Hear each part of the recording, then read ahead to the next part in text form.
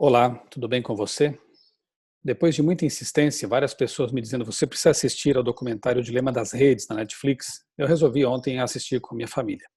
Realmente é um documentário impressionante, até porque ele foi feito com base em entrevistas realizadas ali com executivos, ex-executivos, pessoas que desenvolviam conteúdo, trabalharam ali ligadas a redes sociais como Facebook, Instagram, Twitter e outras.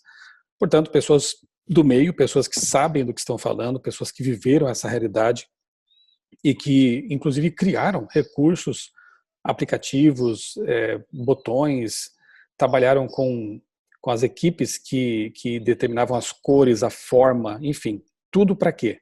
Para manter as pessoas ligadas o tempo todo nas redes sociais, consumindo e assim sendo o alvo mais fácil para aquilo que realmente interessa a todos eles, dinheiro.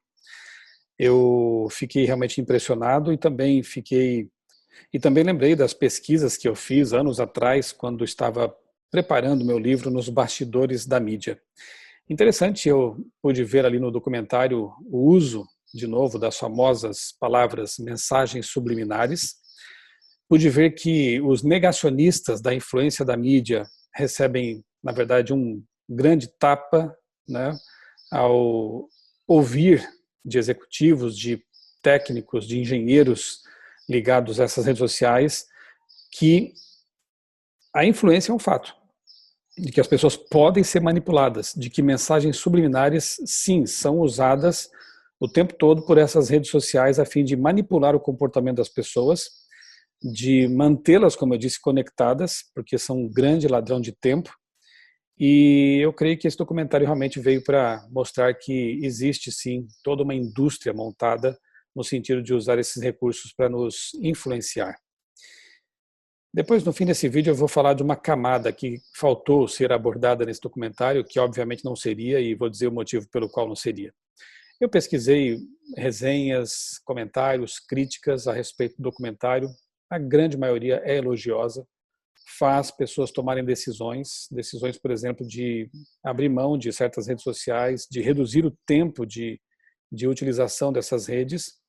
Mas uma das que eu gostei bastante, uma das resenhas que eu gostei bastante é a do Guia do Estudante. Eu quero compartilhar com você. Quero ler com você aqui essa resenha, porque eu acho que ela resume bem o conteúdo desse documentário e pode ser também um estímulo para que você queira assisti-lo. Eu recomendo que você assista, que você, quem sabe, convide seus filhos, convide os amigos para assistir. Há alguns exageros, como, claro, sempre acontece, né? Algumas coisas, talvez até das quais eu discorde, mas posso dizer que com a maioria do conteúdo desse documentário eu concordo e endosso, e eu creio que também valeria a pena você que é cristão, você que é adventista, depois de assistir ao Dilema das Redes, também eu quero convidá-lo a ler o meu livro Nos Bastidores da Mídia e tomar as decisões que o livro propõe ali, tá bom?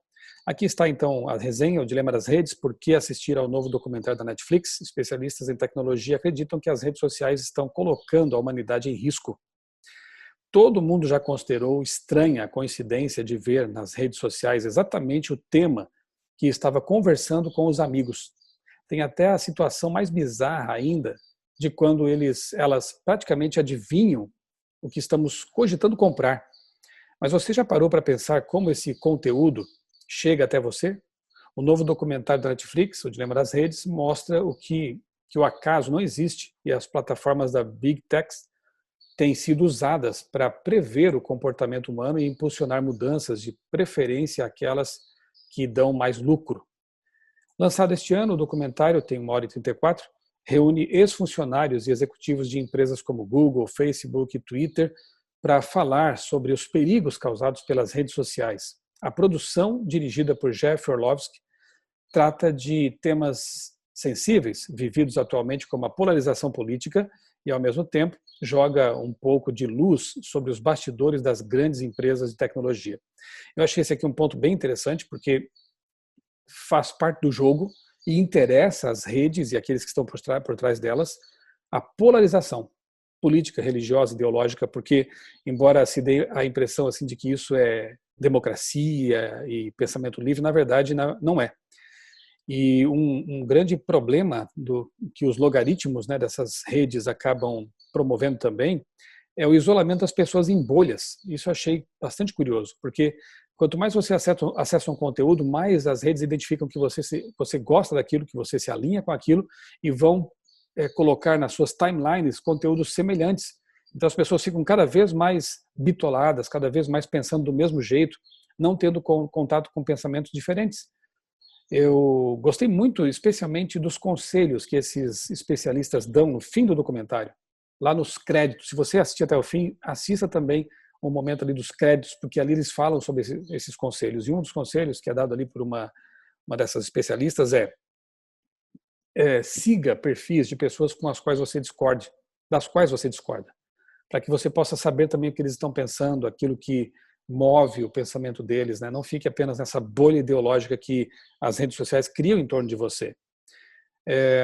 Prosseguindo aqui na leitura, especialistas em tecnologia como Tristan Harris, ex-designer do Google, e Tim Kendall, ex-diretor de monetização do Facebook, contam sobre sua participação nas plataformas e como se depararam com um outro lado da moeda, o modelo de negócios baseado em publicidade e lucros crescentes e a falta de regulamentação dessas mídias que se contrapõe às incríveis possibilidades que surgiram das inovações tecnológicas. Eu vi aqui muita coragem por parte desses profissionais, porque abriram o jogo, né? E também muita hipocrisia por parte dessas redes, porque o que move tudo isso é o capitalismo selvagem. Você é o produto, né? Você é o alvo, né, para que possam vender mais e mais e mais. E, no entanto, muitos dos conteúdos disseminados por essas redes ou promovidos têm que ver com o comunismo, com o marxismo, né? Então, é aquela coisa do capitalista, o comunista de iPhone, né? Divulga uma ideia ali em público, mas por trás de tudo o que está movendo é o amor a mamon, o amor ao dinheiro, né? Então, uma hipocrisia tremenda. Ao serem perguntados qual é o problema das redes sociais, os funcionários reagem entre silêncio e risos nervosos. É nesse momento que o documentário deixa claro que o dilema é muito mais complexo do que imaginamos e envolve até riscos para a democracia. Disputa pela atenção do usuário. O vício nas redes sociais não é assunto novo, mas um documentário se propõe a explicar como cada característica das plataformas foi pensada para tornar o nosso uso viciante, o seu uso viciante. Desde a escolha das cores até a organização de informações, e aqui eles mencionaram a questão da subliminaridade, das mensagens subliminares, e aqui eu faço uma pequena pausa até para comentar isso, né? É verdade que houve excessos, houve exageros, né? Lá nos anos 80, 90, tudo era mensagem subliminar, coisas escondidas em músicas, em embalagens, em rótulos, né? Então, realmente, digamos assim, o pêndulo foi para um lado de forma exagerada. E quem viveu naquele tempo, infelizmente, era produto de seu meio, né? E quem nunca leu, ouviu, até apresentou, quem sabe, uma palestra mencionando algum desses exageros. Porém, a reação pendular foi para o outro lado, e aí vieram os negacionistas dizendo que isso não existe, não é bem assim. E antes de publicar a segunda edição revisada do meu livro Nos Bastidores da Mídia, eu pesquisei bastante esse assunto. Li autores acadêmicos, pesquisas acadêmicas.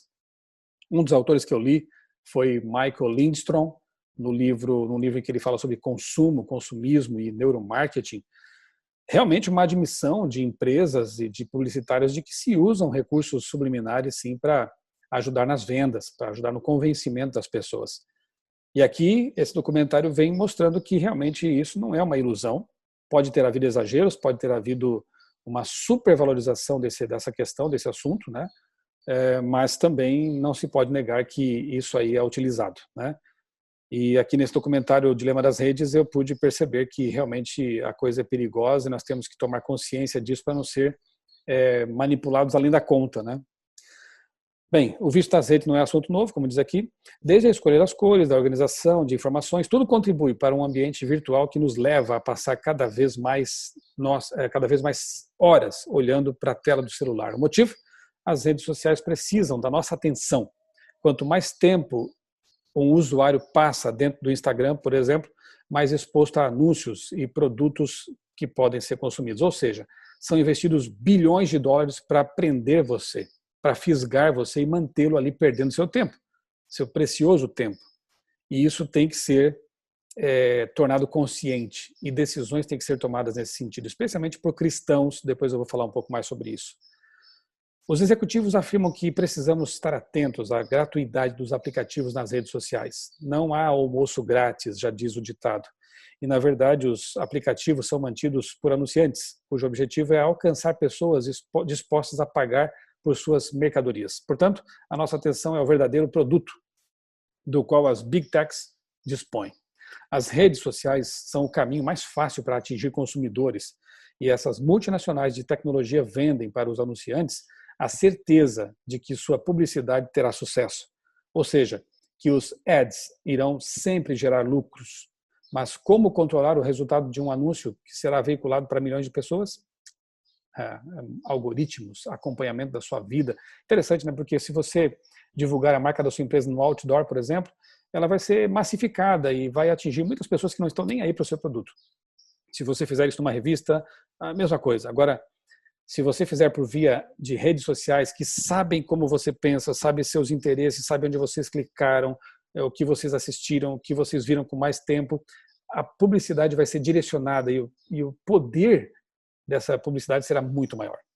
Ao usarmos as redes sociais, estamos o tempo todo fornecendo dados sobre quem somos à plataforma.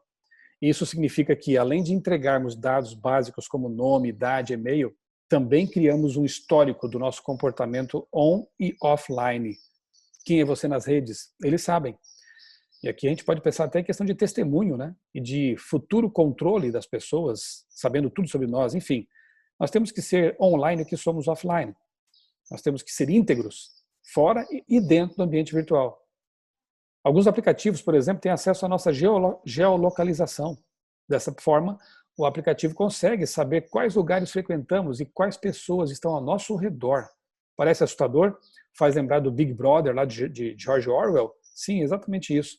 Estamos num mundo desse tipo. Além disso, de acordo com Jeff Saber, que trabalhou no Twitter, cada ação que você realiza é cuidadosamente monitorada e registrada. Desde as imagens que curtimos até quanto tempo olhamos para elas. A partir dessas informações, desenvolve-se o capitalismo de vigilância. Olha que expressão interessante.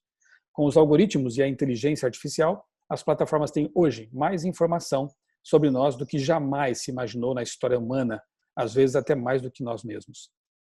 Essa é a técnica de design amplamente usada nas redes sociais que baseia a tecnologia no conhecimento psicológico do comportamento humano.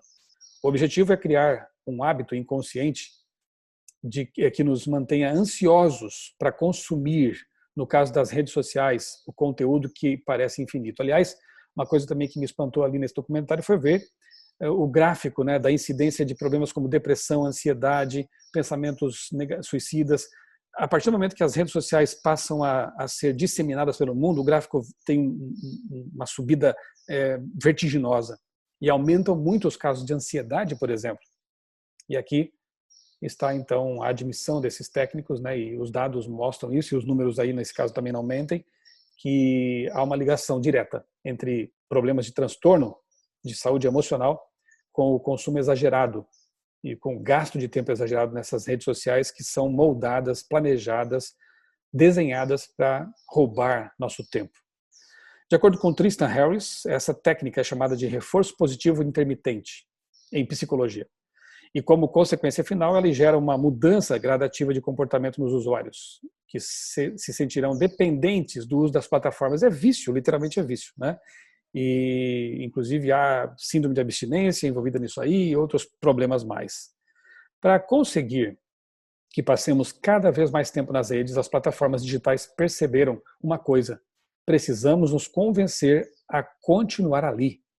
Ao navegarmos digitalmente, percebemos que todo o conteúdo disponível é exatamente aquilo que procuramos. Coincidência? Não, logaritmo. Ideias, opiniões e produtos que aparecem no nosso feed são pensados e recomendados especialmente para nós. É a bolha que eu falei.